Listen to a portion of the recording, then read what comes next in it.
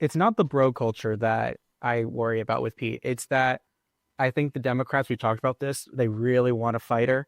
And I can't see Pete getting like visibly mad or raising his voice even about anything.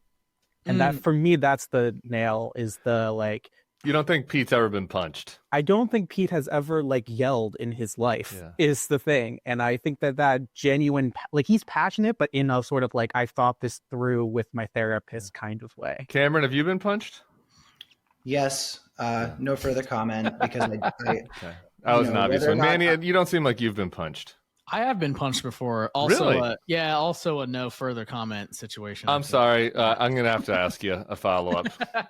No, a very old, years old friend dispute. Very drunken 4 a.m. situation. Intra-friend Yeah, dispute. Yeah. Okay. Not Who anything got the better of than Who got that. the better of it?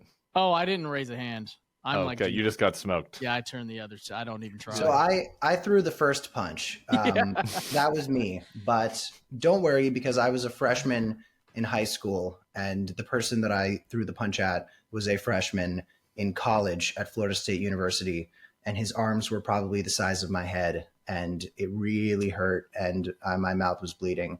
That's tough. I didn't deserve it morally or spiritually, but I did throw the first punch. And I think that's what I say in response to you, Sebastian, with the Pete thing is I agree. People want sort of like a fighter who can come out and be big like that. But the other thing I think is some people that we characterize as fighters, the more swings you take, the more misses, right? So a lot of the people who I think are quote unquote fighters end up tripping up the most when they're doing that fighting. So I think one of the things Pete does very effectively, and again, this is not in contrast to what you're saying, it's just a yes and.